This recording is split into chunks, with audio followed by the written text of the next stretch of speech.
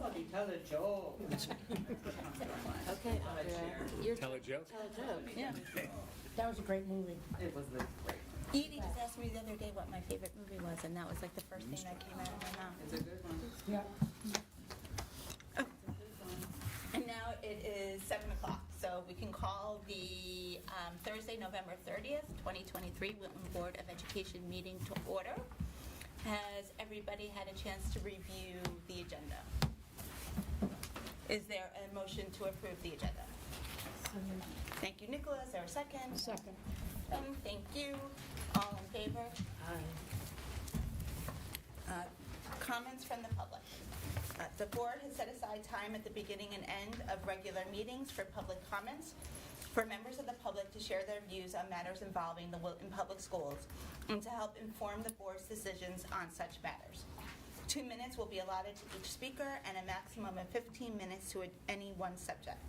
For the record, please also give your name and address. The board considers the views of citizens in its deliberations and welcomes and appreciates public comment. The board listens to public comment thoughtfully and with interest. The board, however, generally does not respond to public comment during board meetings by offering commentary or answering questions. The board also invites commentators and the public to contact the board or the superintendent directly with any specific questions or comments. The board, through the chair and the superintendent, may respond to questions and comments offered during public comment or shared directly, and in responding may also direct members of the public to the appropriate staff member for a response. Are there any comments from the public? Seeing none, consent agenda. Is there a motion to approve the consent agenda? So moved. Thank you, Laura. Is there a second? Second. Thank you, Pam. All in favor? That unanimously carries. Reports and recognitions. For the board chair's report, it's mainly recognition. First, I'd just like to recognize the football team because they won their playoff game, first game at home in a very long time. First playoff game. So congratulations to them. And secondly, I would just like to recognize and give thanks to 3 board members who are sitting for their last meeting, and thank Laura and Jen and Mandy for their service to the board and to the town and to all our kids over the last 4 years, for Jen and Mandy, and Laura for graciously filling in following Deb Lowe's departure. So thank you all. Thank you. Great, thanks. I'm going to pick up where Ruth left off and add mine to hers. So on behalf of our entire school community, I hope you depart knowing that your time and your effort and your service really has made a difference materially in the lives of our kids, in the direction of our schools, and you know, your work matters here. Public service is hard. It's been really hard the last several years. You have some scars to show. Hopefully you'll wear those with pride. And you know, I like to think if public service was easy, everybody would be doing it.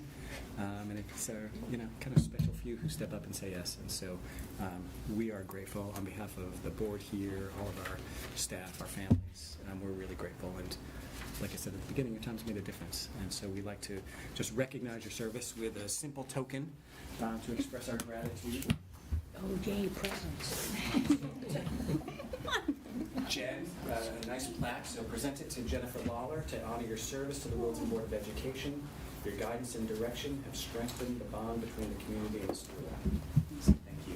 Appreciate it. Yeah.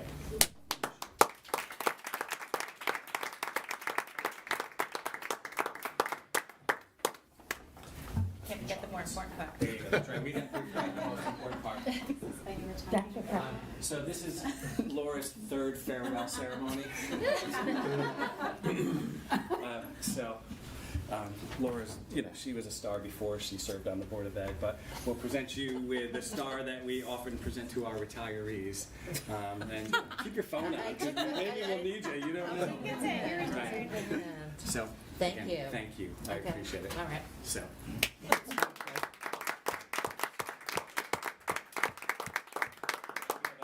For Mandy as well, who couldn't be here tonight, so I'll make sure that she gets that. So Thank you again. We have a few congratulations. So I see Lara is here. So want to say congratulations to our high school PTSA who won another national PTA Healthy Minds grant. So they won $1,250, which will be dedicated to creating a peer leadership training program.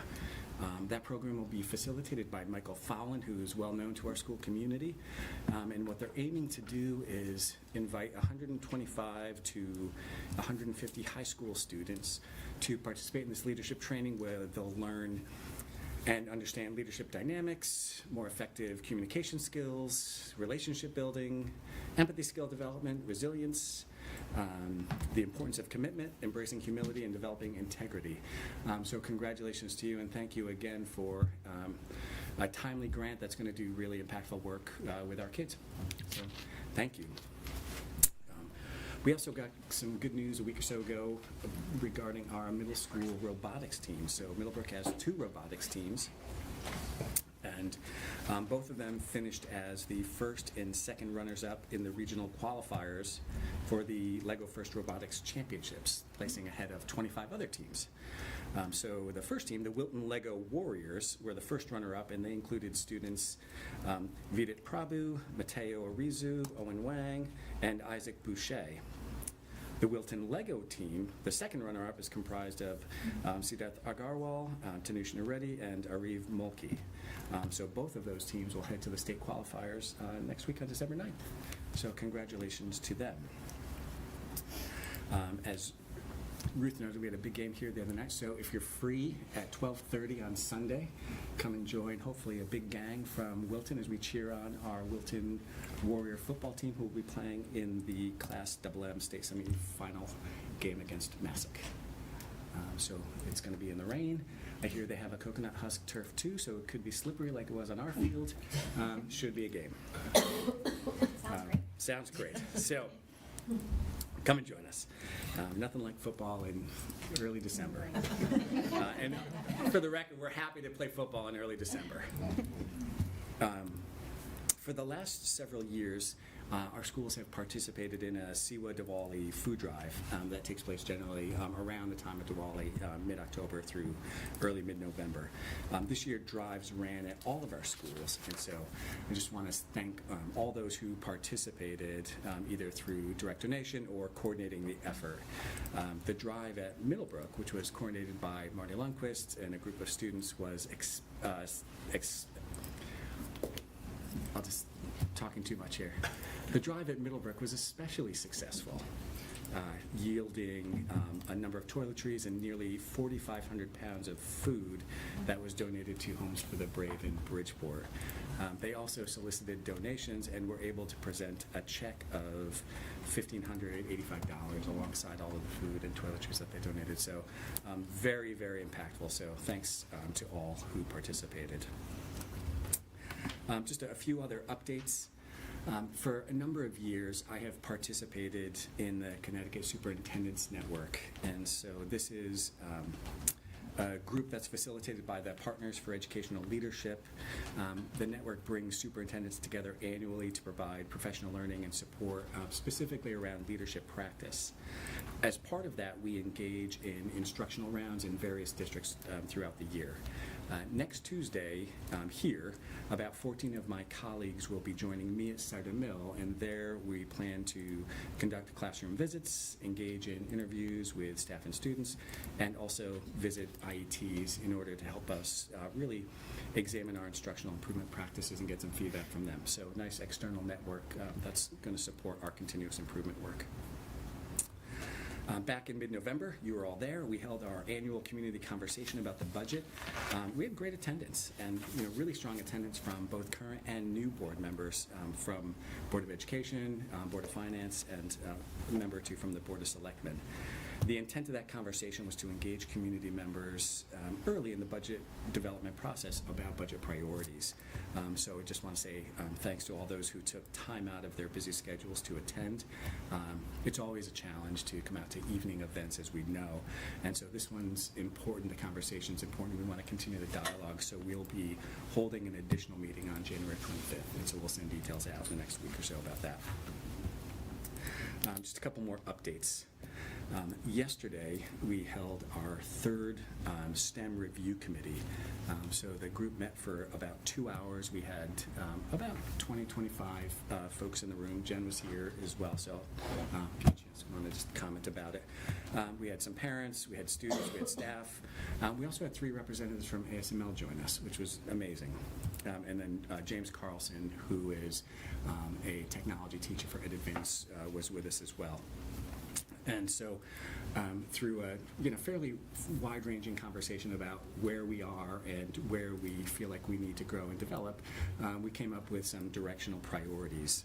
One was to develop a robotics course at the high school. Fran and that team had laid out some proposed pathways with courses. Some of those were already approved by the board. Some we're implementing now at Middlebrook, but the goal is to try to strengthen and grow the STEM pathway.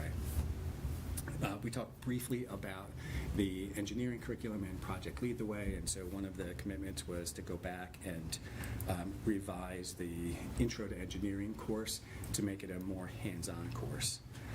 There was a strong recommendation to continue to explore opportunities for internship.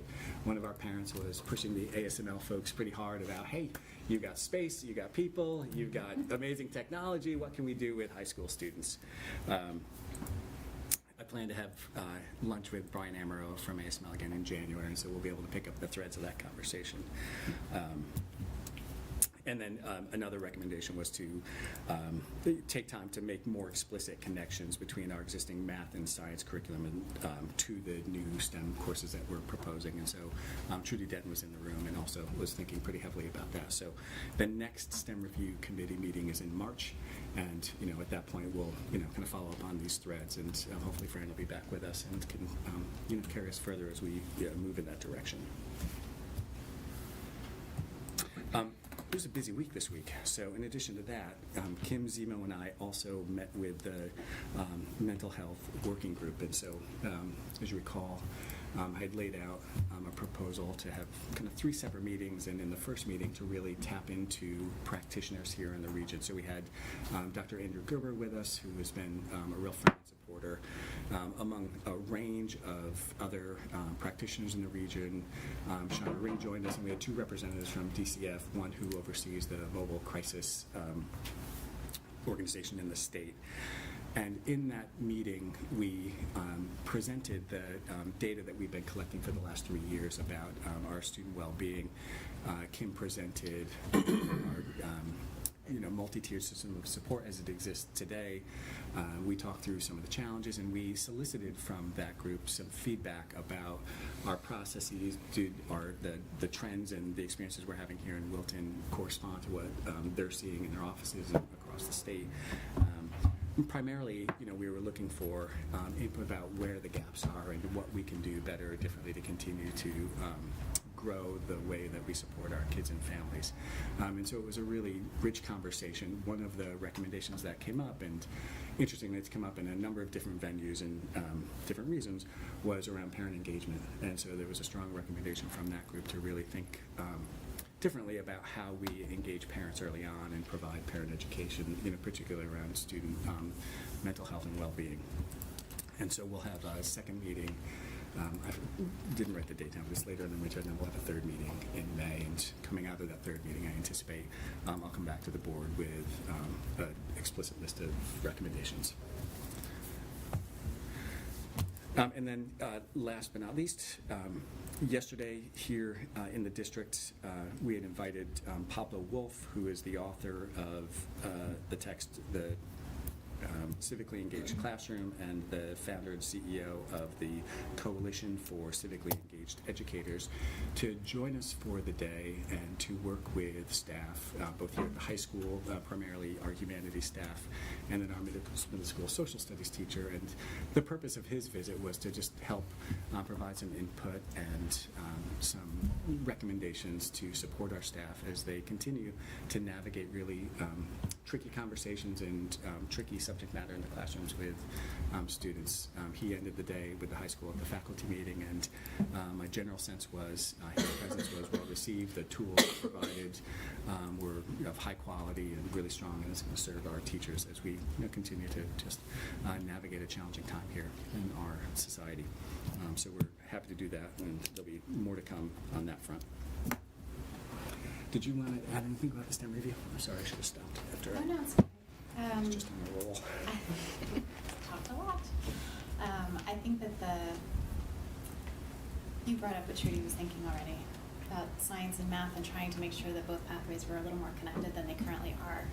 It was great. There was a great group of students there that really knew what they wanted and what were lacking, and it was really nice to hear from them. I feel like sometimes their opinion is more valuable than anybody's at times, so it was nice to have them.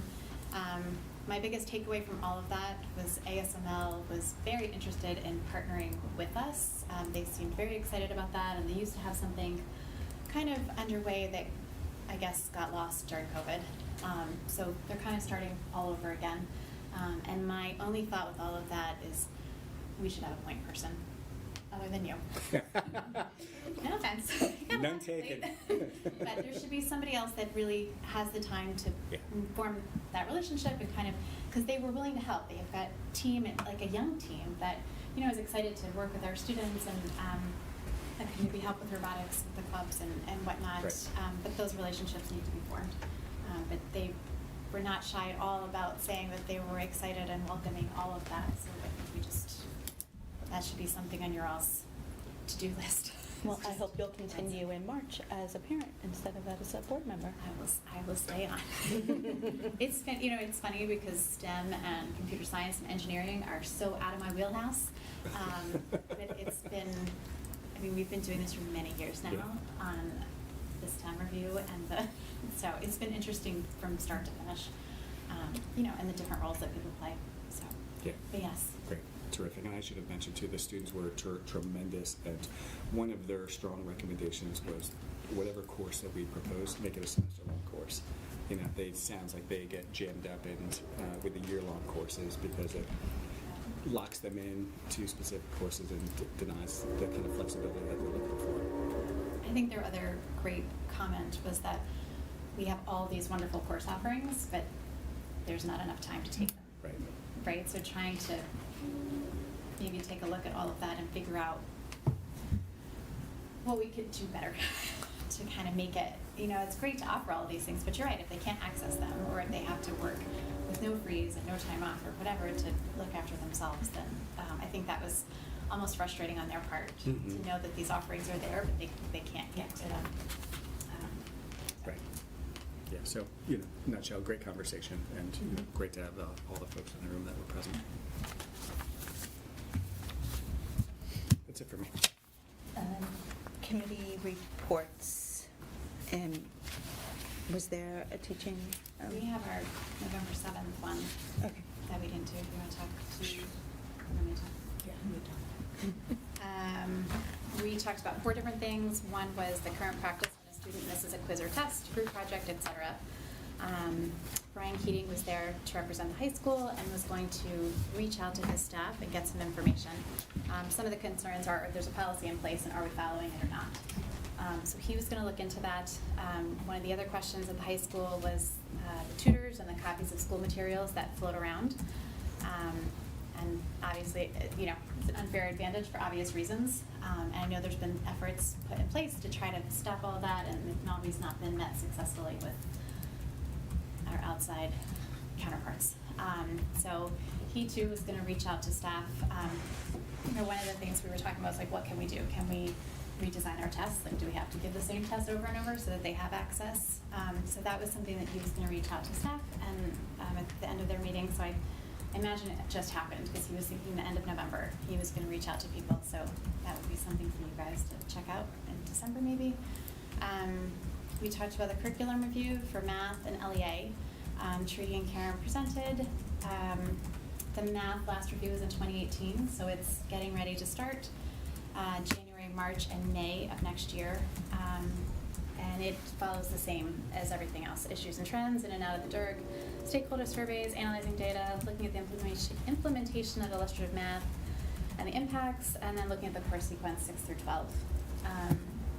ELA, we're not really up for review, but we're going to have a review because for K to 3, because of the changes that are coming through. Karen was sharing, I guess, our waiver we find out tomorrow. Tomorrow is a big day, allegedly. It's a big We'll see. day. Mhm. They've had meetings with the committee and trying to figure out what's up, but I guess we will be looking at 3 of the 7, is that right? Recommended programs during that review that'll start in the spring. The last thing that we were talking about was we were calling it instructional practice as it relates to the portrait of the graduate. I don't know if that's true or not, but we were talking about building thinking classrooms. Yeah. And Peter Lilliadell Lily Dad, there it is. talking about, he has 14 instructional practices that foster thinking in math. Instead of just doing busy work, he really wants people to think about what they're doing. And it's something that, you know, in our classrooms we're trying to look into, and I think probably not just in math. So we can do it in all of our classes. I think I saw some of that today when I was in Middlebrook. The vertical learning and the whiteboards. I'd heard about them before, but to see them in practice today, I spent the whole day at Middlebrook seeing the great work that's being done by the teachers there. It was a fabulous day to really understand what the new schedule looks like. Yeah, and in math in Michael Collins' class, he was making great use of the kids' work moving around the classroom. He's a math teacher, doing the vertical learning and using those wiping down those whiteboards and doing a lot of work. So, and Miss Avery, Amanda Avery, Yep. she was using them too. So it's not just math there. And it was great to see the kids engaged, just moving around, especially the 6th graders. I think that really helps them learn. So yeah, I would love to learn more about that because I think it looks really great what I've seen so far. Great. That's all I have. And policy for various scheduling reasons has not met. And we'll do business ops. Yeah, we had a meeting We had 2 a weeks meeting. ago. And it'll be Yeah. with the financial That's right. report. So we can just roll into the financial report. Great. So Dawn sends her regrets. She is sick, so I told her not to come, to stay home. And so you have a copy of the financial report. This is as of the end of October. We'll have another one when next we meet. That'll bring us up to the end of November. So as Dawn had reported earlier in the year after the first report, the concerns kind of remain the same, you know. So our the special education tuition line is running just a hair over $1 million over budget. We typically anticipate about $1.2 million in excess cost reimbursement, and so we're in that zone right now, and so we're continuing to watch that line carefully. Jose is continuing just to finalize the all of the total expenses from the moisture issues we had at Cider Mill and Middlebrook, and so as soon as we have everything compiled, that'll come back to the board with a recommendation for me to carry to the Board of Finance for a supplemental appropriation. We're looking somewhere in the neighborhood of about $150,000 that we outlaid in materials and overtime and contracted service time to get those rooms squared away. In terms of utilities, the electricity is locked in through February of '24. It sounds like Matt Knickerbocker just proposed to the selectmen, which they approved a recommendation for generation rates that are slightly lower than that for the next, I think it's like 30 or so months. So that'll be favorable to our budget going forward, which is great. Diesel is locked in at $2.92. That will expire as of June 30, 24, and we're following up with Jeff Pardo to see what diesel will look like for the fiscal 25 budget. Other than that, there is not too much else to report. We reviewed at the Business Operations Committee also a short set of transfers, and there was nothing major in that line. So some movement in the transportation line from the vocation and magnet lines to the out-of-district transportation line. And then we had movement. In the budget, we had originally hoped to hire a full-time HVAC technician, and yet again, we were unsuccessful in doing that. And so we've had to supplement with contracts. So we moved the anticipated salary to the contract line to cover the cost of those contracts. And then everything else is pretty straightforward. So happy to take some questions. Otherwise, defer till Dawn's with us again in December. Anybody have any questions? No, I think my only, just the, books I remember. The plan moving forward. So, I mean, in terms of anticipating short-term this springtime, I think we're in good shape. And so, I mean, Jose is, he's here to speak to himself. Babysitting our heating and cooling units. We did purchase standalone dehumidifiers for all of the classrooms that were impacted. And so I think, we will continue to, watch the weather, when it changes again in the spring. But having the dehumidification in these classrooms will make the difference, ought to make the difference. At Middlebrook, I think we've completed the flooring replacement at this point in the first floor of the Sheridan Peterson in all those classrooms. And so that's also made a big difference.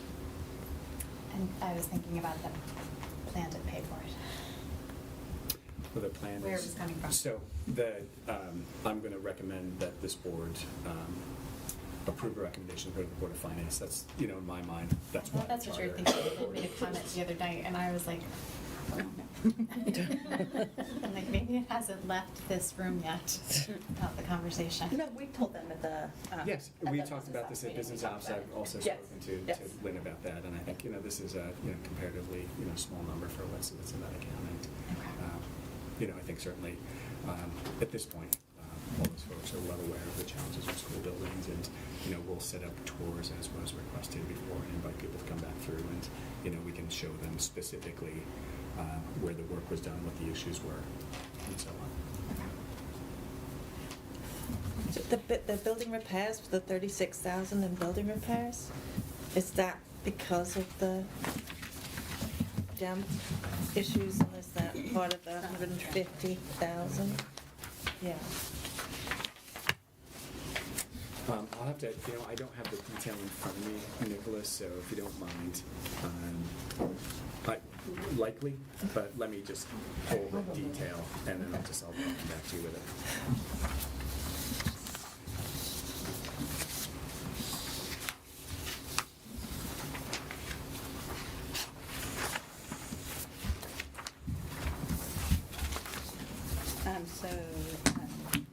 Keeping within the realm of finances, review and discuss the 24-25 budget assumptions and goals correlating to our goal number 12.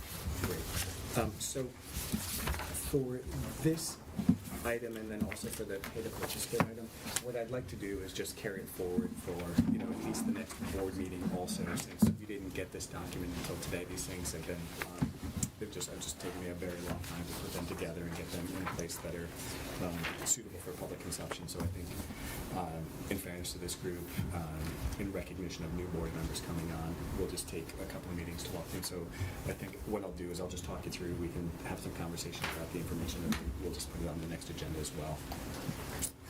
So with specific regard to the budget goals and assumptions, two major goals, right? The first is to just continue to strengthen our already high-quality pre-K to 22 program that we provide to our students and families, and then to continue to fund our continuous improvement plans. As part of that, we propose that we maintain current class sizes. We maintain the current mental health FTE, and we support the continued development of our SEL and trauma-informed instructional practices.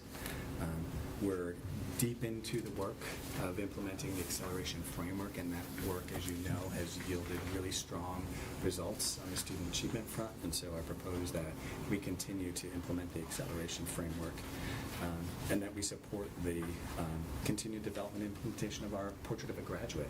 So not all of that work has financial implications, right? Some of it is professional learning, some of it is just curriculum revisions, some of it does have financial implications like some of the new courses, but as a focus and ensuring that the dollars are there for when we need them to do this work, that's a high priority for us. And then as part of the continuous improvement funding, the STEM initiatives that we've put forward, so we're running a new course this year. We have a series of new course proposals. Some are STEM, some serve other content areas, but those include the UConn ECE Spanish Intermediate Composition, the UConn ECE Advanced French Conversation, AP Psychology, AP Computer Science, AP Research, the Cybersecurity courses 1 and 2, and then Honors Area Studies.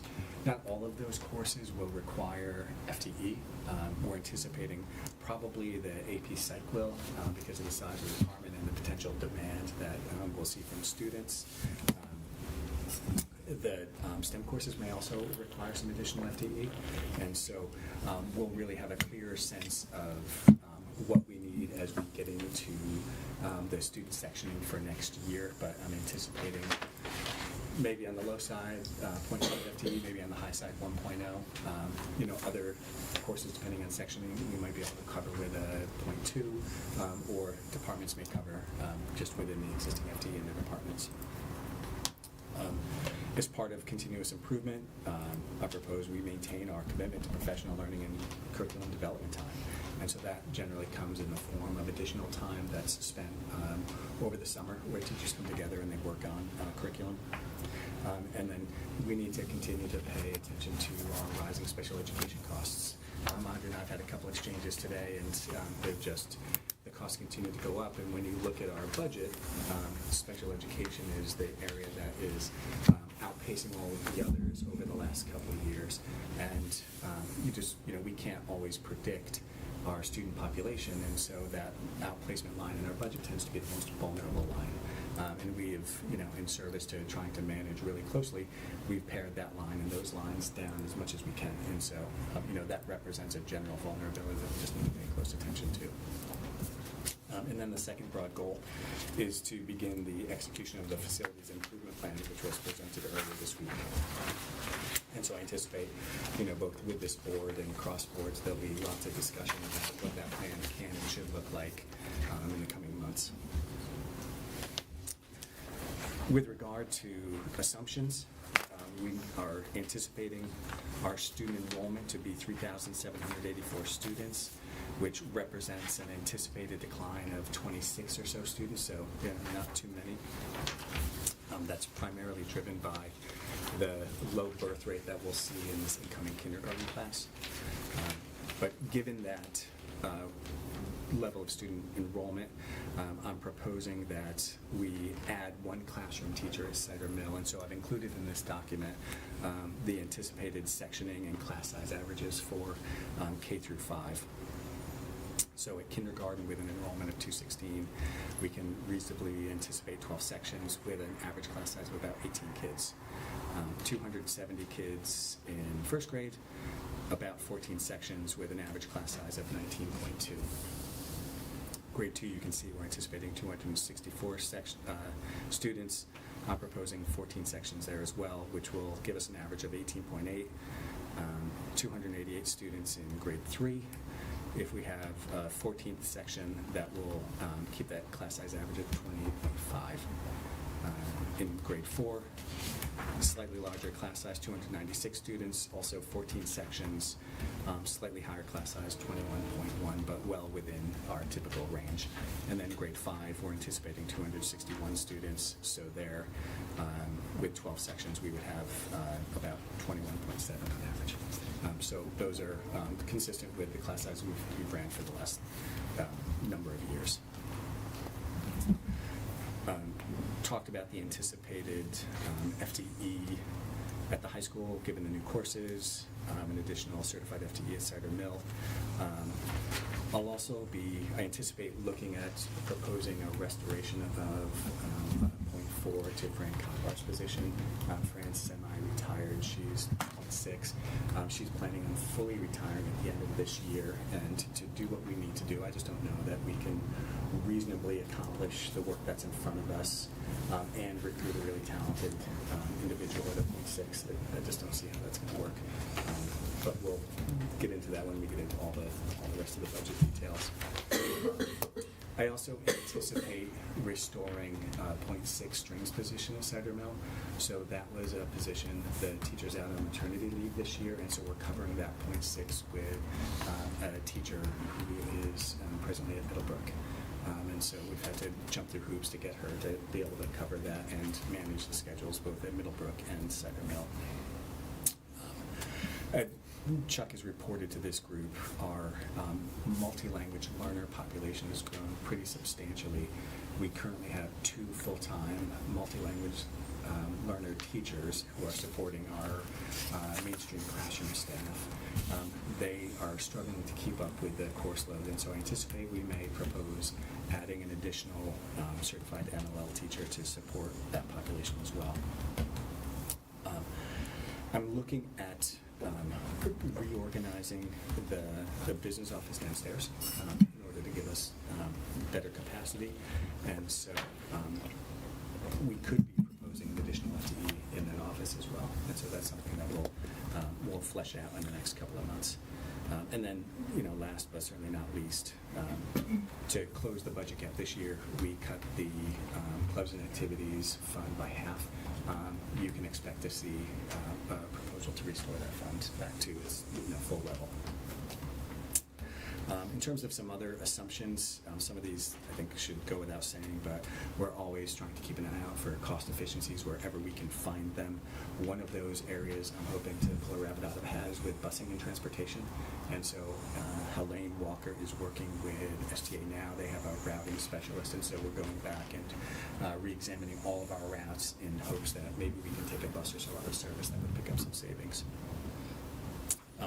I think this ought to go without saying, but we will comply with federal and state mandates, and that includes our IDEA mandate, such as it is. It will honor our collective bargaining agreements. So you can see our teacher projected salaries will increase between 3% and 4%. The administrator salaries will increase on an average of 3%. In the new contract, we also added salary adjustments for some of those positions. So some of those positions will get a slightly larger than 3% increase in that first year based on that adjustment. Our custodial salaries are projected to increase by about 2.8%, and then our secretary and paraprofessional salaries are projected to increase by 2.75%. All of the salary increases will be offset by $400,000 line in the budget, which we anticipate turnover every year, and we hit that last year. I anticipate we're pretty close to it this year. Utilities, we're looking at modest increases there, about 3 to 5%. Liability insurance, we think, will increase by 5%. Medical insurance will be somewhere, we think, in the range of 5 to 8. We're hoping closer to 5 than to 8, given our new carrier. And then the STA transportation contract will increase by 2.75%, and we use other minor vendors to manage the out-of-district transportation. We're anticipating those will increase by about 4%, but that's dependent upon the vendor. I also included for you where we anticipate revenue in the budget, and so you can see in the table our clubs and activities, and we'll talk about pay to participate in just a minute, but we generate a small amount of revenue through those pay to participate in clubs and activities. So at Miller Driscoll we generate about $2,000. At Cider Mill we generate about just over $8,000. Middlebrook's about the same. The high school clubs and activities generate quite a bit more, with about $30,000, and then the athletics participation, we expect to raise about $150,000. We also collect gate receipts, and so we anticipate generating about $23,000 there. We run the pre-K here at the high school as part of our child development program, and so the students come to us on a tuition basis there, and so we anticipate raising about $30,000 through that program. The high school parking fees raises about $27,000, and then the preschool at Miller Driscoll raises about $350,000, and we use some of those funds this year to pay for the additional kindergarten teacher. So that's been great. We right now are factoring in one additional. What else can you do? The Genesis tuition, we have got one in the budget right now at about $60,000, and then use of building fees. This revenue line has declined over the years, especially since COVID, but we're anticipating about $20,000 of revenue there. And then last but not least, where are the primary uncertainties? We talked about this already, but certainly the cost of outplaced students. Not only is it a challenge to anticipate the actual number of outplaced students in any given year, the tuition charged by those placement location increases annually, and we saw pretty serious increases last year. And then last, just the unbudgeted facilities repairs. We had a taste of that already, and we're looking at a $150,000 expense this year. And so with aging infrastructure comes a challenge of managing and responding. So those are our goals and assumptions in draft form so far. I'm happy to take any initial questions, otherwise this will be on the agenda for our next meeting as well. Your anticipated revenue. Yeah. How do you guys allocate where it goes? So the revenue really sits in the budget as an offset. So for example, the parking fees lives in the high school line, and it just shows up as an offset. So it's the total budget minus whatever the anticipated revenue is. The pay to participate fee is same in the high school budget athletics account. Is it clearly marked or listed as an offset? Because this question comes up often. Yeah, the budget document is not an easy document to read, but it is there for sure. Okay. It would be good to, the next time it comes up as an issue on the high school parents page, it would be good to direct people to how it's not lining it Yeah, up. so you go highlighted into the summary. specific budget area, and when you read through it, you have to comb through it, but it's there. I think it's on the summary sheets for each of the costs. I'll look for it this year. Yeah, but it is there because I get the question every year too. Can we make sure if we're going to reduce the number of buses or think about reducing the number of buses, can we make sure that's not at the we're not making any safety Oh yeah, with that? Because absolutely. sometimes there's a bus going both ways down Belden Hill for safety reasons. Sure. Don't take a bus off. No, I think all of those factors would be considered, and really what we're looking at first is ridership and what buses have capacity. And yeah, it's what makes it challenging is these buses repeat routes. So you start with the Sutter Mill route, then you have the combined middle school high school route, and then they end the day with Miller Driscoll. And for just about all of the buses, the combined middle high school route is the fullest route. So you might be able to take a bus offline for Sutter Mill or Miller Driscoll, but you're not really getting the same impact of the savings by taking a bus completely offline. And so that's something we have to look at. And so what we're hoping is, Helene, working with STA's routing specialists, can really look at how they route, look at, our existing routes, try to find some opportunities where we can collapse or combine routes. We also have to, we run, a very popular service in the afternoon, particularly at Sutter Mill, where kids like to go downtown. We had some questions about that overcrowding just a couple of weeks ago with some of those buses, and so Helene was working with STA to try to, continue to provide a service, but also, manage capacity on the buses. So I don't know that there's a simple solution here, but we need to look at it. Can we look into an opt-out for buses for the high school in Middlebrook? Great question. So Yes, and I would say a couple of things about that today. One, we're legally obligated to provide transportation. For everyone or everyone that needs it? We're No, legally everyone. for For everyone. So now, I've been talking to some of my colleagues around the state about this, and it looks like Darien has, what they refer to as an opt-in, opt-out model, and I don't quite fully understand the opt-in piece, but I think it would be helpful if we knew there were families today that were just not going to use the bus. And, we can set up a scenario where if they need to use the bus or decide they want to use the bus, we can accommodate them. But, having a clear sense of ridership and people who aren't participating and don't plan to participate might give us some greater capacity to take a bus out of service. I think the kinds of domino effect kinds of things we also have to think about is if we have a school-based emergency where we have to send kids home, how do we manage that if we've taken buses out of service and limited our own capacity? And so I don't think that's insurmountable. I just think we have to kind of proceed cautiously as we think about it. And we kind of anticipate having a feedback loop on that January, February, what? It's coming. It's coming. That I'm not, I haven't participated No, in the I know, conversation, I'm so I just- don't want to commit to a timeline. But I would, so I think In a here's timely enough manner Well- to make some of these.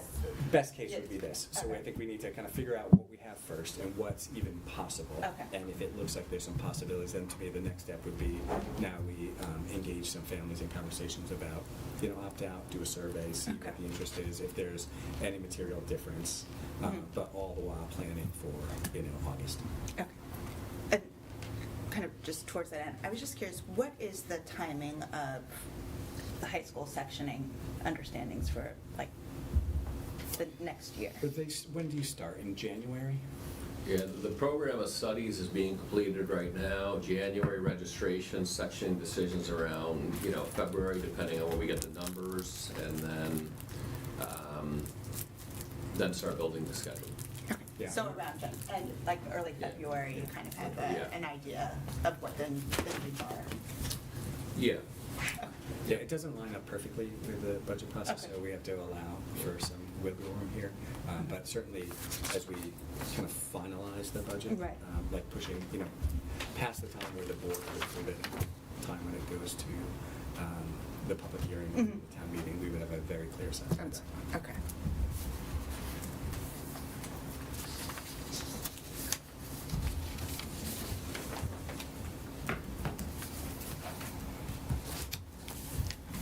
Any other questions for the moment?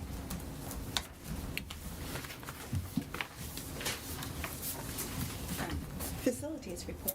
Yeah, so I don't have I've been talking all night tonight. I don't have a specific report here, other than to say two things. One, hopefully you all had a chance to either see the presentation or read through the materials.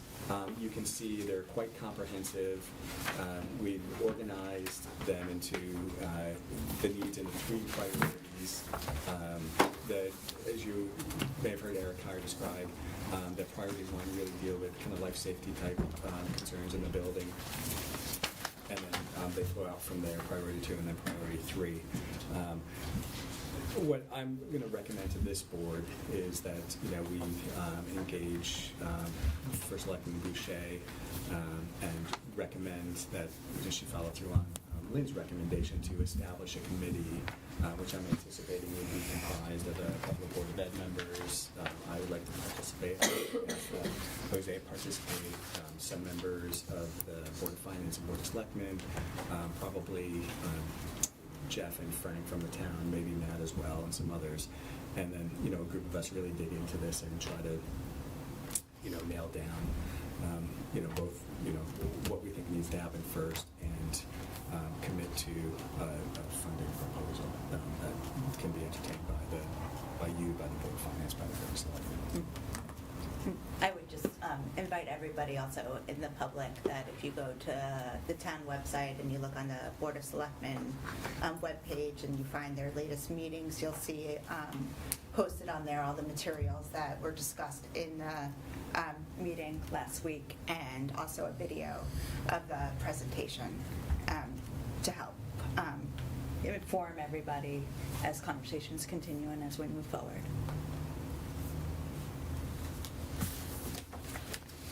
I ask a question about the high school. Is there anything inside the high school other than potentially the display cases that would need to be done prior to a facelift happening? I haven't really found anything. So I like the priority one. Because the priority, No, I'm not even thinking priorities, just in general. I'm trying to push up priority 3 for the high school. Yeah. A little bit sooner. Well, I thought, Jen, your comments made the other night, I thought were well taken, and, I think for us, for the kids living in this building at Middlebrook too, the buildings are tired, and I think, one of the challenges when you bring a company in and you ask the question, what needs to be done? We've got some pretty substantial issues, mechanical issues, other infrastructure issues that we have to address in these buildings. But I think that has to be part of the conversation, if this subcommittee can be formed, and, I think that needs to be named. So I agree with you. I'm happy to come anytime. Thank you. You're going to be busy in your retirement from the Board of Ed. you're retiring and you're gonna just be on every committee known to man. Were there some improvements for the high school in last year's 5-year plan for, or am I hallucinating that? For in the carpet. in the bonding. So did that never happen? No, so yeah, you said the recent history, if you go back kind of prior to COVID, right, the board had committed funds to updating the interior of Cider Mill, Mhm. and that was, a plan that was executed well and really worked, and you Yep. see the evidence of Yep. that.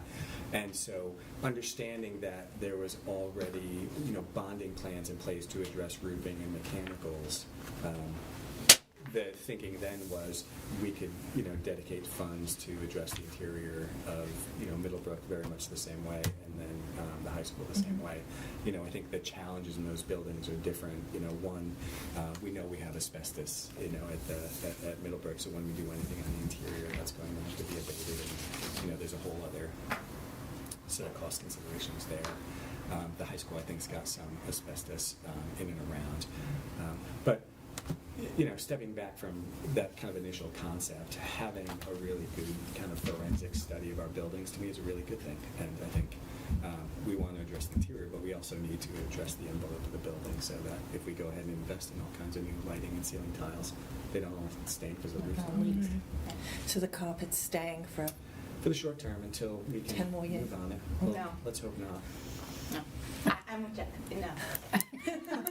If I'm in the building ripping up the carpet myself, but we'll figure it out. Yeah, and again, not to be repetitive, but I think this is where, this committee's got to really roll up its sleeves and have these conversations. And then also, you heard Lynn talk about it the other night.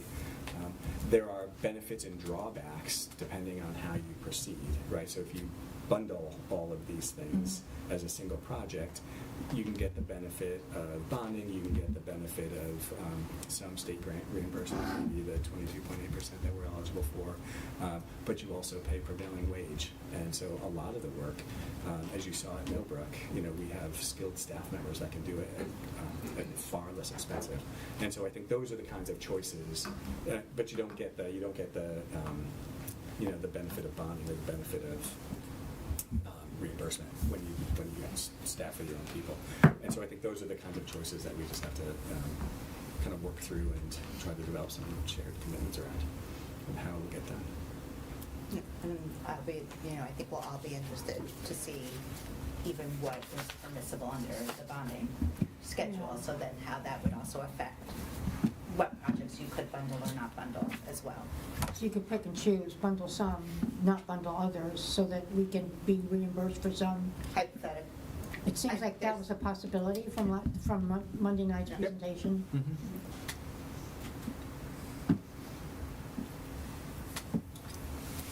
complicated, so complicated. It is. Any other questions on the facilities for now?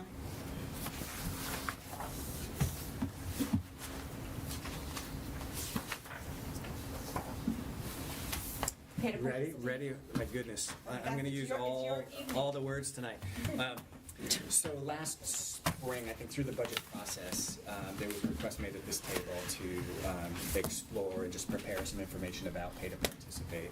And so I started by going back into the files and read a report prepared by Laura and, at the time, Lori Rothstein, which was terrific. And so, like them, I'd gone out and surveyed districts in the state. And so what you have in front of you is just a simple summary of the background. And so Pay to Participate was adopted here in Wilton in the 13-14 school year.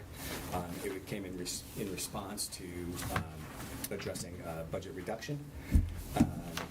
The structure has been in place pretty consistently since that time. So for athletics, students are charged $125 per season. That fee includes covering the cost of athletics insurance.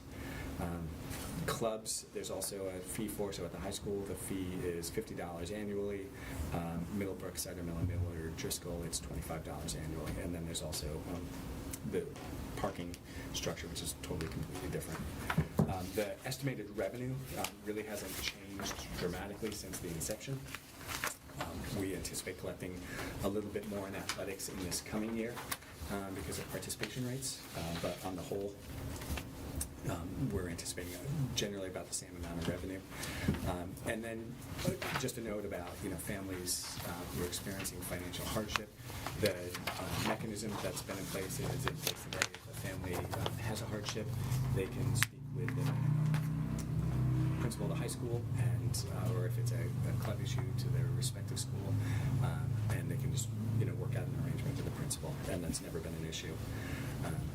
The next section here is just what Pay to Participate looks like in Durgay.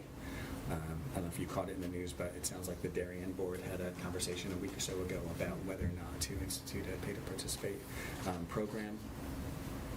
Theirs is interesting.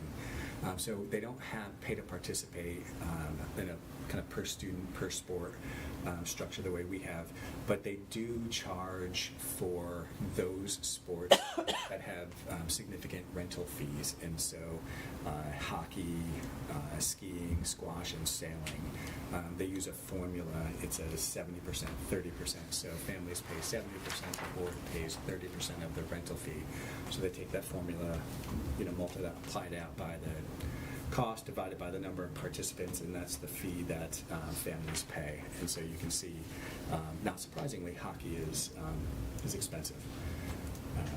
New Canaan, no Pay to Participate. Ridgefield has a $200 per athlete per season structure.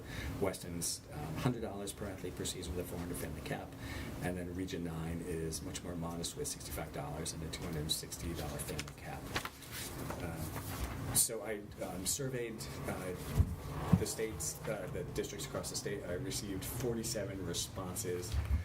So you can see in the report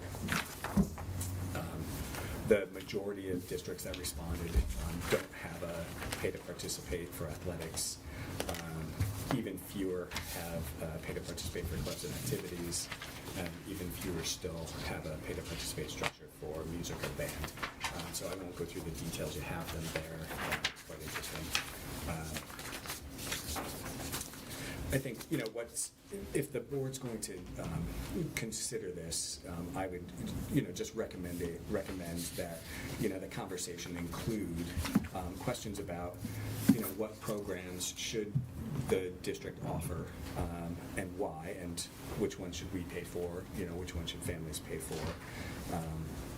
What are the larger goals of the program offerings? How effective are they in meeting those goals? And then, just a deeper conversation about the financial responsibility. And if we would look at, stratifying or, changing the structure, just a conversation about why and, how we would have that conversation. What would be the values and goals driving it? And then, I also included for you I was curious about other fees that families pay as just part of their students' participation. And I focused primarily on athletics, so I reached out to the Booster Club presidents here in town and just asked for, what's a typical family contribution annually? And so I received 6 responses, and, again, the details are in the report. You can read that. On the low side, it might have been theater asks for like a $30, $35 family contribution. There's a lot of fundraising and other events in Yes, theatre. and that came Isn't it? through Yeah. loud and clear. On the higher side, other clubs ask for like $175 or $185 annual family contribution, and then they all do all manner of fundraising to support these programs. The other piece that came through is lots of our Booster Club run different kinds of fee-based programs, so conditioning in the winter, camps and things like that, and those are all, a charge. And so one of the people that responded to me has 2 athletes, and he was estimating for his family, he between the contributions, pay to participate, other fee-based programs, he spends about $1,000, and that jived with my own experience with 2 high school athletes. So I think, for what it's worth, if we're entertaining this conversation, I'd like to keep an eye on all of those other fees and charges and costs that come with participation that may not be board driven necessarily. So you have a summary of that information here as well. And then just in the back part of the document, where I could find it, I just linked to various handbooks and pages on other districts' website that summarize their fee structures, and then I included for you the specific survey results by district, so you can see which specific towns are doing what with pay to participate. Kevin, you received 47 responses. How many surveys did you send out or ask? That went to 169 communities. So I sent it out through CASBO.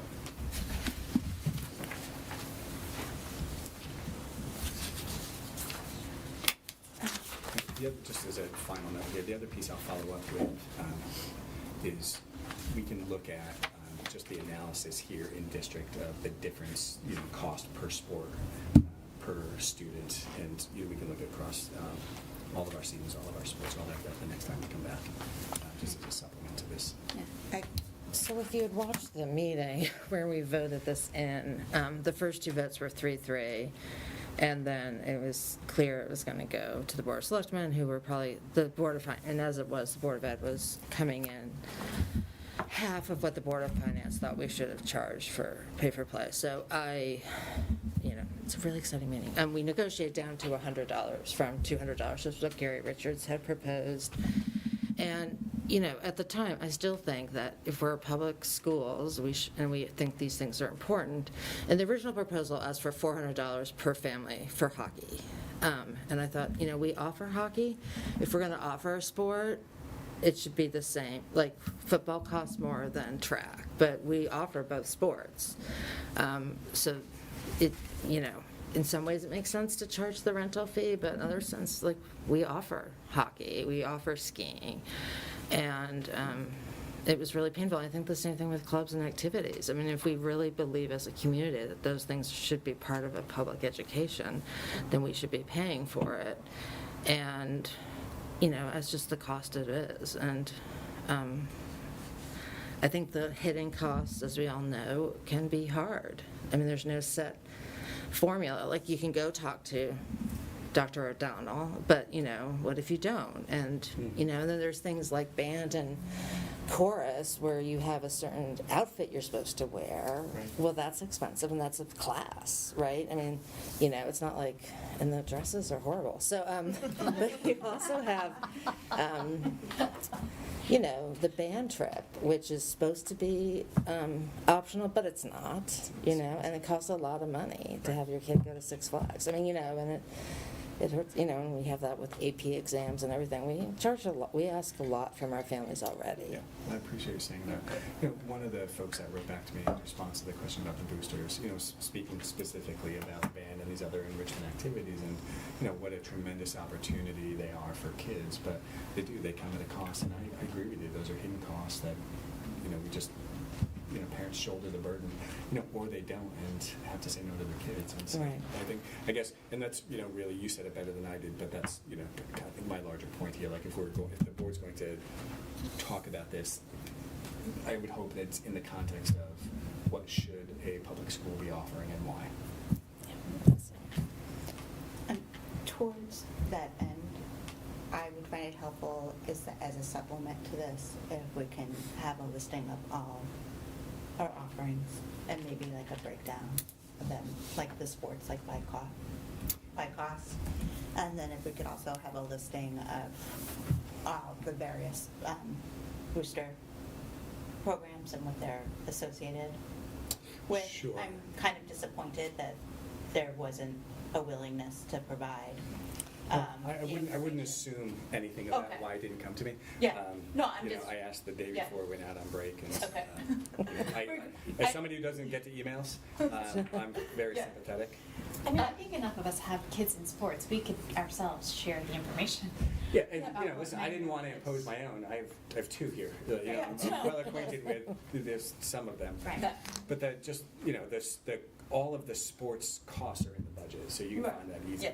It's all Yeah. there. I think what I'll add to it is the per player breakdown, and so you can see Yeah, so we sport can just see comparison. across a sport comparison. And then for the sports that do have facility rentals associated with them, I'm just curious to know what the cost of those.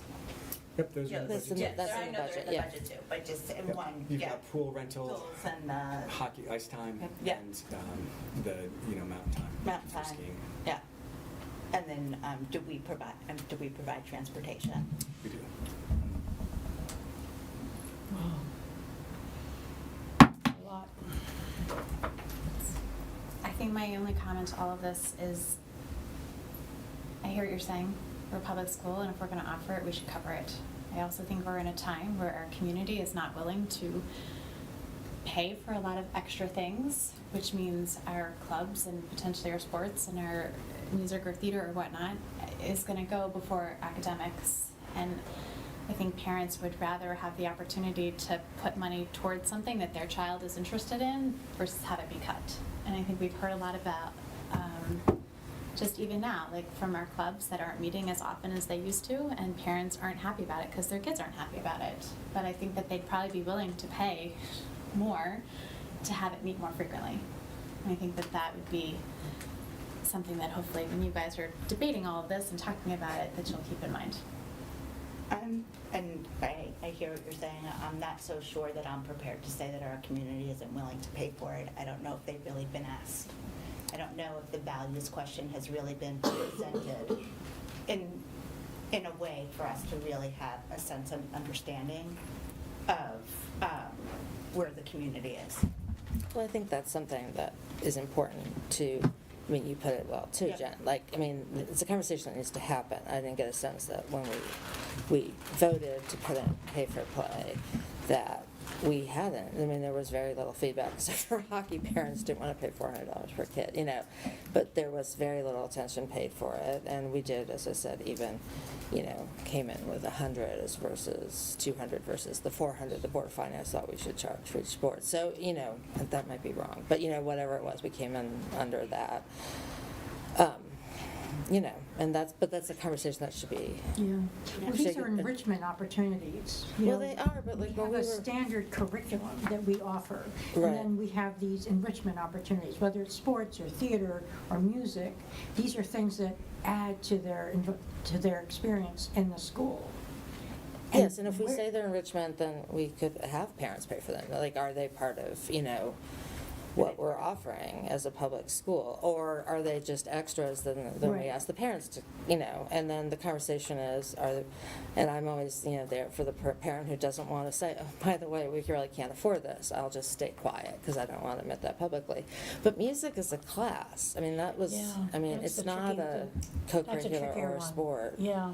It's a class, and so. And I think my comment about the community is not necessarily them not wanting to, but I think when the budget comes time for it and we put out a proposal, and then if the entire ask is not accepted, our community doesn't get to choose what gets cut. You and your administrators choose what gets cut, and then it comes to us, Right. right? So in fairness, right, like, you guys are ultimately gonna say, I'm not gonna cut academics, I'm gonna cut, right? It's what happened this year. So it's just something to think about as a whole. No, I think, I appreciate that point too. It's, I got a piece of feedback, it was during the community conversation about the, how and where do deliberations about these happen? And, the comment that came to me was, as a community member, I would have appreciated knowing what the choices were, before we saw the final. And I really took that to heart. And I think, if, as we get into these conversations, this year, if we're faced with, having to make reductions, then I think let's lay out for everybody some greater commentary about, what those choices are and why.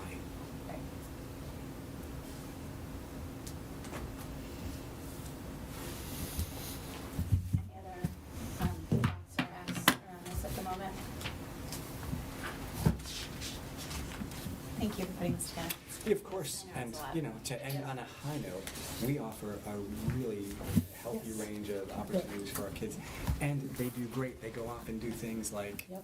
play Yeah. in state playoff games, and hopefully win championships. No, No pressure. But even if they don't, we still, Yes. Yes, we it's think still sports are important, then Part of. it doesn't, yeah. That was a very Wilton thing I just said. What's more important is the experience. No one likes to lose. I understand that. Winning is fun and important, and that's why we play sports and why we do No, they're things. important, they're very important to the growth of a kid, it's an add-on that's very important for them to have, whether it's music or art or sports. So it's hard when you have to think about either cutting it or diminishing it in any way.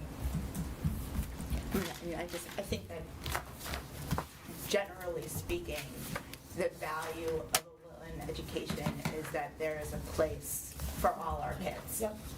And that comes in many different shapes and forms. It does. Yeah. Right? I mean, all of Yeah. our kids don't shine in academics. Right. They shine in other Yes. areas. So, and Right, that's yeah, where yeah. they- Right. And these are And that places is where they can excel. And I think that's one of the, connective glues that bring people feeling that way and valuing that is something that I think as a community, we all, outside of how much we spend on it, we all agree to that philosophically. We have nothing to approve. Nope. And so just for future business information items, the next Board of Education meeting is December 14th. They'll start with an organizational meeting and then transition into a regular meeting. We have a almost month-long break, and we will get back together on January 11th. And that will be the kickoff of budget season, and Kevin will present his proposed budget that evening. And then we will move into budget workshops. We will definitely, between now and then, set a date and time for another opportunity for a community conversation. And is there any public comment? Hearing and seeing none, at 8:12, I call the